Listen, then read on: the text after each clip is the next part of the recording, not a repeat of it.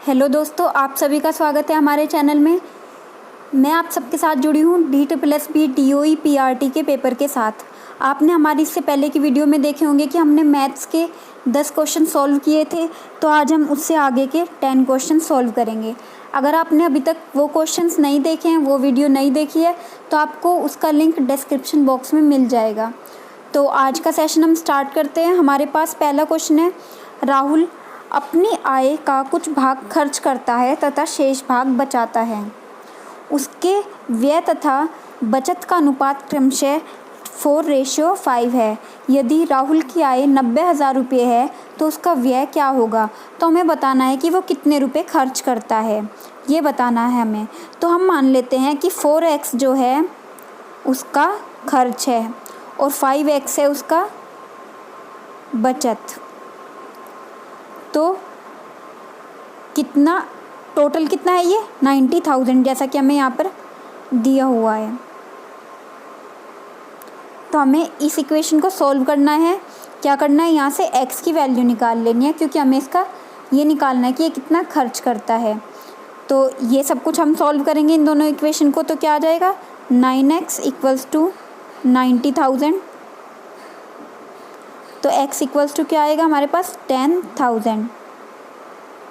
तो अब हमें इसमें निकालना क्या है? व्यय, मतलब उसने कितना खर्च किया है। तो 4 × x था, वो x हमारे पास 10,000 था, तो कितना आ जाएगा? 40,000। तो ये सिंपली क्वेश्चन हो गया है। ऑप्शन नंबर फर्स्ट जो है वो इसमें सही हो जाएगा। देखिए हमने इस क्वेश्चन को कैसे किया है। 4:5 हमारे पास उसका खर्च और बचत का अनुपात था। 90,000 उसके टोटल रुपए थे, तो हमें उसका खर्च बताना है कि वो कितने रुपए खर्च करता है। तो हमने इसको x के रूप में लिख लिया था, एक इक्वेशन बना ली थी। इन दोनों को जोड़ करके हमने x की वैल्यू निकाल ली थी, उसका खर्च हमने निकाल लिया था। x हमारे पास कितना आया था? 10,000। हम अपने नेक्स्ट क्वेश्चन पर चलते हैं। अब हमें इस क्वेश्चन में बताना है कि इन तीनों का महत्तम समापवर्तक क्या है, मतलब HCF क्या होगा। तो HCF निकालने के लिए क्या करते हैं? HCF आपको पता है कि हाईएस्ट कॉमन फैक्टर होता है, लेकिन जैसा कि आप देख सकते हैं पहला तो हमारे पास 6/1, और जब हम इन होल को सोल्व करेंगे तो क्या आ जाएगा? 60/17 और 12/17। हमने इसमें डिवाइड करके इसको सॉल्व कर लिया, सिंप्लीफिकेशन कर लिया इसका। तो ये दोनों हैं, ये न्यूमरेटर डिनोमिनेटर में है। तो हम क्या करते हैं, हमेशा जो न्यूमरेटर है उसका HCF कर देते हैं अगर हमें HCF निकालना है, और नीचे वाले का LCM कर देते हैं। और अगर हमें क्वेश्चन में दिया होता कि LCM निकालना है तो हम ऊपर करते LCM और नीचे करते हम HCF। तो अब आपको पता चल गया कि इसको किस तरीके से सॉल्व करना है। ऊपर LCM लेंगे और नीचे, ऊपर HCF लेंगे और नीचे LCM लेंगे। तो अब हम करते हैं, हमारे पास क्या था? ऊपर 6, 60 और 12। आपको HCF निकालना आता है तो इसका HCF क्या हो जाएगा? 6 और 1 17, और 17 का LCM क्या हो जाएगा? 17। तो हमारा उत्तर क्या आ गया? 6/17। तो इसमें जो ऑप्शन नंबर फर्स्ट है वो क्या हो जाएगा? सही हो जाएगा। अब हमारा नेक्स्ट क्वेश्चन है, 40 सेंटीमीटर, 35 सेंटीमीटर और 20 सेंटीमीटर आयाम वाले एक ठोस घनाभ को पिघलाकर 4 सेंटीमीटर भुजा वाले समान घन बनाए जाते हैं। मतलब क्या है कि क्या किया कि एक क्यूबॉइड लिया जिसको पिघलाकर उन्होंने क्यूब में चेंज कर दिया, और ठोस घनाभ का 20% पिघलाने में ख़राब हो जाता है। मतलब क्या, जब इसको घनाभ से घन में चेंज किया, क्यूबॉइड से क्यूब में चेंज किया, तो 20% उसका ख़राब हो गया। तो अब छोटे घन की कितनी संख्या बन कर के आई है ये बताना है हमें। और हमें क्या दे दिया है? जो घन है उसकी भी साइड दे दी है, और जो घनाभ है उन तीनों की भी साइड दे दी है। तो अब हम इसको कैसे सॉल्व करेंगे? हमें पता है जो वॉल्यूम है वो सेम रहता है, वॉल्यूम चेंज नहीं होता है। तो हम देखते हैं कि जो क्यूबॉइड है उसका वॉल्यूम का फॉर्मूला क्या होता है? L × B × H। वो किसके इक्वल हो जाएगा? n। हम उसकी साइड मान लेते हैं कि जितने नंबर ऑफ घन बन के आएंगे हमारे पास, और साइड का क्यूब। ये हमारे पास किसका फॉर्मूला होता है? घन के वॉल्यूम का। तो एक और बात इसमें कही गई है कि जो 20% है वो ख़राब हो जाता है पिघलाने में, तो कितना बचेगा वो 100 minus 20 that is equals to 80। तो हमारे पास सिर्फ 80% बच के आएगा। तो हम इस LBH में 80/100 की मल्टीप्लाई भी करेंगे ताकि हम इस n को निकाल सकें। तो अब हम इस फॉर्मूले के अंदर रखेंगे, L क्या है हमारे पास 40 × 35 × 20 × 80/100 से, जैसा कि मैंने आपको बताया था, मल्टीप्लाई होगी इक्वल्स टू n हमने निकालना है। साइड कितना है इसका 4 × 4 × 4 क्यूब करना है इसका। तो अब हम इस इक्वेशन को सॉल्व करेंगे। ये जो 4 का क्यूब है ये नीचे चला जाएगा इसके, तो इसको जब हम सॉल्व करेंगे हमारे पास क्या आ जाएगा 350 इक्वल्स टू n। तो हमारा कौन सा ऑप्शन सही हो जाएगा, ऑप्शन नंबर 4। तो आपको पता चल गया होगा कि हम इस तरह के क्वेश्चन में क्या करते हैं, जो वॉल्यूम है वो चेंज नहीं होता है तो वॉल्यूम हम दोनों को इक्वल रख लेते हैं। जैसा कि इसमें एक और पॉइंट दे दिया गया है कि 20% ख़राब हो जाता है तो कितना बचेगा, वो 80% बचेगा। तो उसमें 80/100 की मल्टीप्लाई भी कर लेंगे। तो हम अपने नेक्स्ट क्वेश्चन पर चलते हैं। एक स्कूटर मरम्मत कराने के बाद 36 किलोमीटर प्रति घंटे की स्पीड से चलता है तथा मरम्मत कराने से पहले 30 किलोमीटर प्रति घंटे की स्पीड से चलता है। मरम्मत कराने के बाद वह निश्चित दूरी को 2 घंटे में तय करता है, तो मरम्मत कराने से पहले वह वही दूरी कितने समय में तय करता है। तो हमें क्या निकालना है, इसमें टाइम कितना होगा। तो हमारे पास एक फॉर्मूला होता है speed equals to distance upon time. अब हम इस फॉर्मूले को यूज़ करके देखिए कैसे इसका टाइम निकाल लेते हैं। हमारे पास स्पीड क्या है, जब वो ठीक हो गया है उसके बाद की देखेंगे हम 36। डिस्टेंस हम निकाल लेंगे, हमें डिस्टेंस नहीं दी हुई है। टाइम कितना दिया हुआ है, 2 घंटे में समय को किसी दूरी को तय करता है, तो यहाँ से d कितना आ गया 72। अब क्या कहा है, समान दूरी है, समय निकालना है और स्पीड क्या है 30। तो मतलब क्या होगा 30 इक्वल्स टू 72/t। तो यहाँ से इसको जब हम सॉल्व करेंगे तो क्या आ जाएगा हमारे पास 12/5। ऑप्शन नंबर कौन सा सही हो जाएगा 4। तो आपने देखा कि हमने कितना simply s equals to d/t का फॉर्मूला यूज़ किया है और इस क्वेश्चन को सॉल्व कर लिया। हमारे पास क्या ऑप्शन सही है 12/5 आवर्स, ऑप्शन नंबर 4।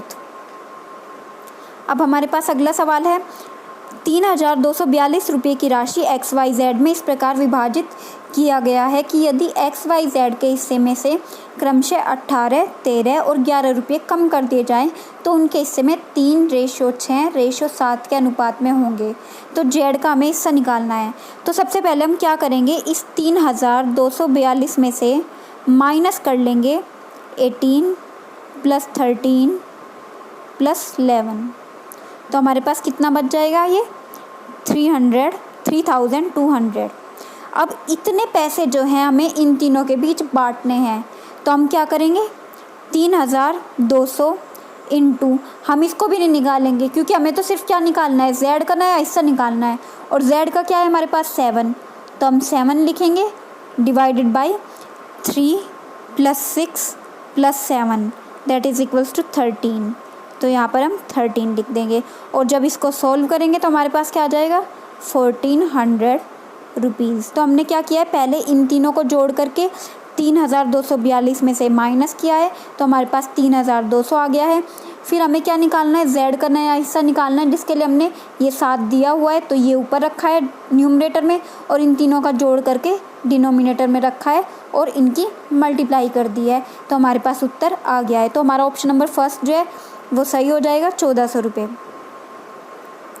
हमारा अगला सवाल क्या है, the radius of a sphere is firstly decreased bye 33.33% and then increased by x%. If there is no change in the surface area of sphere, then what is the value of x? अब हमें x की value निकालनी है। तो हम कैसे निकाल लेंगे, हम मान लेते हैं कि जो स्फेयर है वो उसकी रेडियस 100 है, हमने मान लिया है, जिसमें से माइनस कितनी हो गई है 33.33। ठीक है, तो ये कितना बचेगा 66.66 मान लेते हैं हम इसको एवरेज। ठीक है, अब ये तो डिक्रीज़ होने के बाद है, अब इंक्रीज़ किया है x%। तो इसमें कितना इंक्रीज़ हो सकता है, जैसे कि आपको पता है सिर्फ इतना ही इंक्रीज़ होगा ताकि ये पूरी की पूरी रेडियस हमारे पास आ जाए। तो हम इसमें कितना प्लस कर देंगे, 66.66 में 33.33, तो क्या आ जाएगा, इससे 100 आ जाएगा। तो हमें निकालनी है x की वैल्यू क्या है, मतलब ये क्या है। तो हम इसको किस तरीके से सॉल्व करेंगे, 33.33 डिवाइडेड बाई 66.66 इंटू 100, तो हमारे पास क्या आ जाएगा यहाँ से 50। ऑप्शन नंबर 4 जो है वो इसमें सही हो जाएगा। इसमें आपको ज़्यादा कुछ नहीं करना है, आपको सबसे पहले ये जो डिक्रीज़ किया है इसको माइनस कर देंगे, यहाँ से हमारे पास न्यू आ गया है। अब हम इसमें इंक्रीज़ करेंगे, तो कितना इंक्रीज़ कर दिया है हमने, 33.33, तो इसको हमने अपॉन में रखा है जो इंक्रीज़ किया था, डिवाइडेड बाई जितने में इंक्रीज़ किया था इंटू 100, क्योंकि हमें क्या निकालना है, x की वैल्यू निकालनी है। तो हमारे पास क्या आ गया आंसर, 50, ऑप्शन नंबर 4। अब हमें अगला क्वेश्चन देखना है, ये जो दिया हुआ है इसमें एक a की वैल्यू है ये, अब हमें 24a की वैल्यू निकालनी है। तो ये कितना सिंपल क्वेश्चन है, आप सभी को पता ही होगा।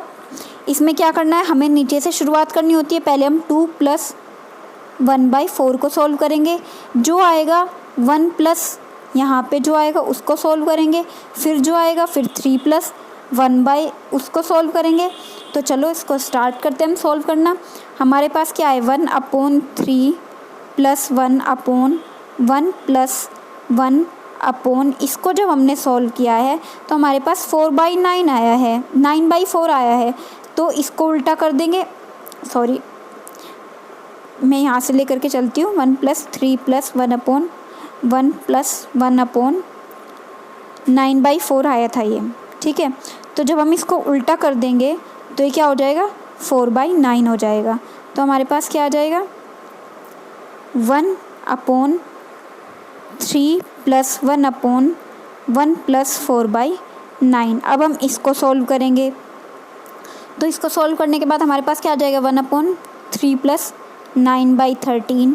जब हम इसको सॉल्व करेंगे तो हमारे पास क्या आ जाएगा, 13/8।